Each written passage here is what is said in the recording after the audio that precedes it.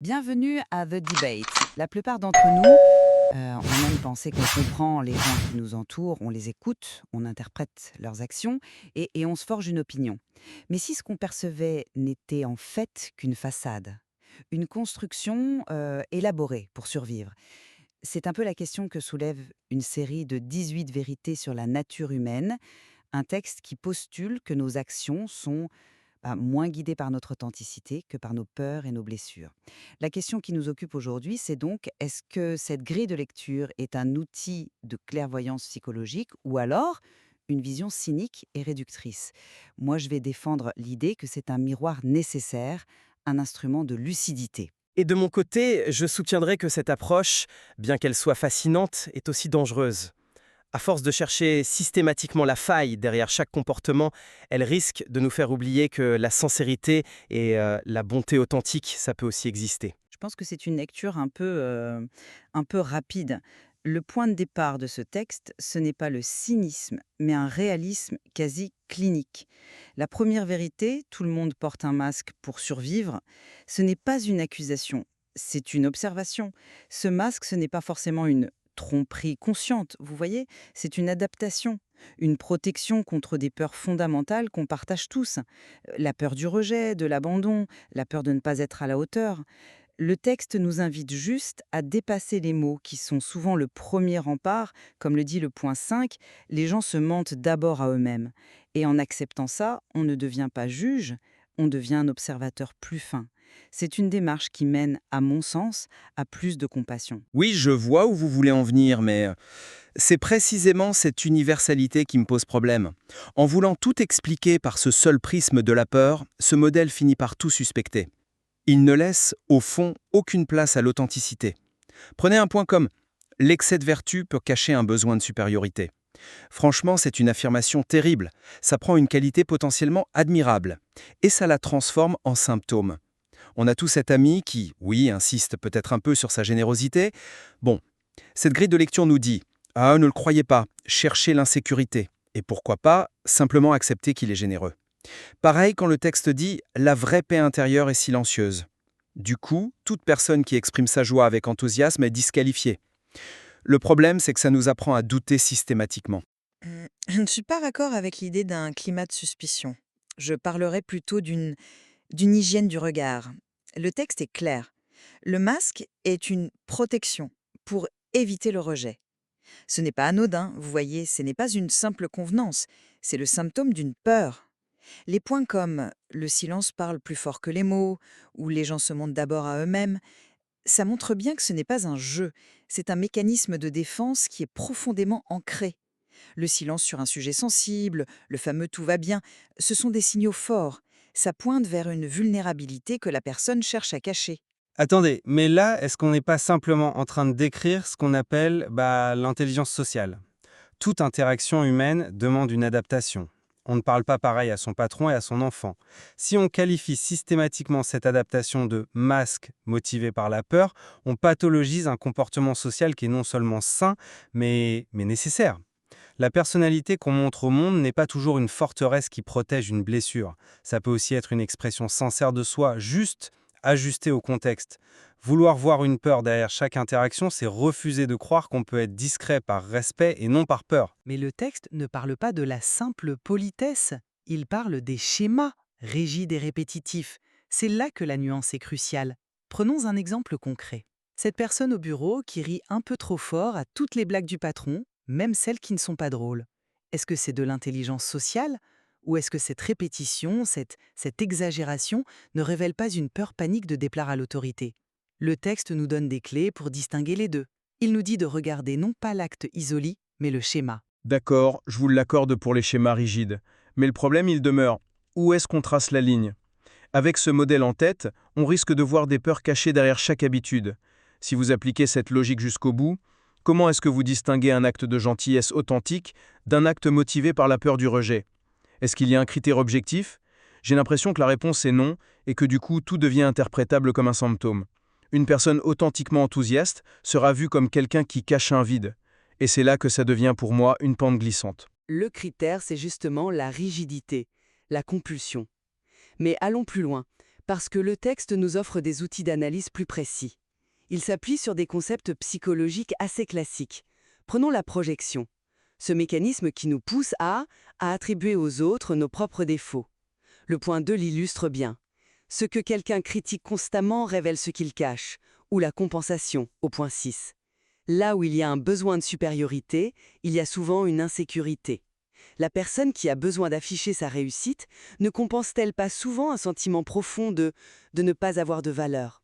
Il ne s'agit pas de tomber dans la paranoïa, mais de lire ce qui se joue derrière la performance. Je comprends l'attrait de ces outils, mais j'y vois un vrai danger. Appliqués sans un discernement infini, ils deviennent des prophéties autoréalisatrices. Si on part du principe que toute critique virulente est une projection, alors on ne peut plus jamais accepter qu'une critique soit simplement juste. On cherchera systématiquement la vérité cachée. Une personne qui planifie sa vie avec soin ne serait plus organisée, mais quelqu'un qui cache un chaos intérieur. J'avoue que cette approche me met personnellement mal à l'aise. On ne voit plus des gens, on voit des cas cliniques. On ne discute plus avec des opinions, on diagnostique des blessures. Ça retire à l'autre sa dignité d'interlocuteur. Son but, c'est de nous faire croire que la personne est juste organisée. Ces outils ne servent pas à rejeter l'apparence, mais à la questionner. La nuance, elle est là. Il ne s'agit pas de dire cette personne cache forcément un chaos. Il s'agit de se demander est-ce que ce besoin de contrôle est souple ou est-ce qu'il devient rigide, anxieux et qu'il panique au moindre imprévu. C'est dans la réaction à la pression, quand la fissure apparaît, que la vérité se révèle. Ce que vous appelez suspicion, je l'appelle une invitation à plus de profondeur. Une profondeur, tu me sembles aller dans une seule direction, celle de la blessure. Et là, on touche au cœur de mon désaccord. La troisième partie du texte est très explicite. Les gens parlent depuis leur blessure, ou encore, beaucoup rejouent inconsciemment leur enfance. Je vois bien la valeur d'empathie que ça peut apporter. Comprendre qu'un comportement agressif peut être une défense, je l'entends. Mais si on pousse cette logique, on aboutit à une vision de l'être humain qui est profondément déterministe. Je ne vois pas le déterminisme, je vois une explication. Quand on observe des schémas répétitifs et irrationnels, chez soi ou chez les autres, ce choix amoureux qui mène toujours à la même souffrance, cette colère disproportionnée, la logique seule ne suffit pas. Le texte nous dit que les répétitions sont des aveux. Des aveux de quoi? De nos blessures. Comprendre que l'agressivité de quelqu'un peut venir d'une envie cachée, comme le dit le point 16, ça change tout. On cesse de prendre l'attaque personnellement. Ça ne l'excuse pas, non, mais ça l'explique. Pour moi, c'est une vision qui libère du jugement. C'est un argument puissant, oui, mais il atteint sa limite. En affirmant que nos schémas sont appris et rejoués inconsciemment, ce modèle semble nier toute forme de responsabilité ou de capacité de changement conscient. Il présente l'humain comme un automate gouverné par son passé. Où est la place pour la volonté, pour l'apprentissage conscient, pour la décision rationnelle de dire stop, ce schéma hérité de mon enfance ne me définit plus et je choisis de faire autrement. En se focalisant exclusivement sur la blessure comme moteur, on occulte la force de l'esprit humain, sa résilience, sa capacité à transcender son histoire. C'est une vision qui, sous couvert de compassion, peut devenir profondément déresponsabilisante. Je ne le vois pas du tout comme ça. Au contraire, ce que vous décrivez, cette décision rationnelle de changer, elle ne peut survenir, à mon avis, qu'après la prise de conscience de la blessure. Le texte ne nie pas la volonté. Il suggère que la vraie conscience commence quand on arrête de se mentir. On ne peut pas changer un programme si on ne sait même pas qu'il tourne en arrière-plan. Savoir pourquoi on rejoint un schéma, identifier la blessure, c'est précisément ce qui nous donne le pouvoir de l'arrêter. Ce n'est pas un déterminisme fataliste, c'est une carte pour sortir de la prison. L'ignorance de nos blessures, ça, c'est le vrai déterminisme. Une carte, peut-être, mais elle me semble terriblement incomplète. Elle nous montre très bien la prison, ses murs, ses barreaux. Elle est excellente pour décrire la douleur. Mais elle ne dit presque rien sur notre capacité à construire une porte et à sortir. Elle se concentre tellement sur la part d'ombre qu'elle en oublie la lumière. Elle ignore qu'on peut agir par pure générosité, par amour, par conviction, sans que ce soit une compensation pour un manque. Cette grille de lecture est un excellent outil pour le pathologique, mais elle est aveugle au sein. Bon, en définitive, je reste convaincue que ces 18 points, même s'ils dérangent, nous offrent un miroir indispensable.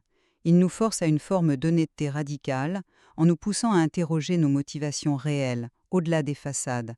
Accepter que la peur et les blessures sont des moteurs extraordinairement puissants, ce n'est pas une fin en soi, c'est le point de départ nécessaire pour devenir plus consciente, comme le suggère le texte. C'est en regardant ce qui nous fait mal qu'on peut commencer à guérir. Et pour ma part, je dirais que ces vérités doivent être maniées avec une extrême précaution. Ce sont des hypothèses éclairantes, des outils utiles, oui, mais certainement pas des rois universels. Une compréhension fine de l'autre doit intégrer cette perspective, mais sans jamais s'y réduire. Il faut impérativement laisser une place à la sincérité, à la volonté et à la complexité de nos motivations. Le miroir qu'on nous tend est fascinant, mais il ne reflète qu'une partie du paysage. Il reflète nos ombres, mais il oublie notre capacité à choisir la lumière. Il semble qu'on soit au moins d'accord sur un point. Ce texte a l'immense mérite de nous secouer et de nous pousser à ne pas nous contenter de la surface des choses. En effet, et le débat reste ouvert, est-ce que ces clés de lecture sont une explication complète de la nature humaine ou seulement une facette essentielle, bien que souvent inconfortable ?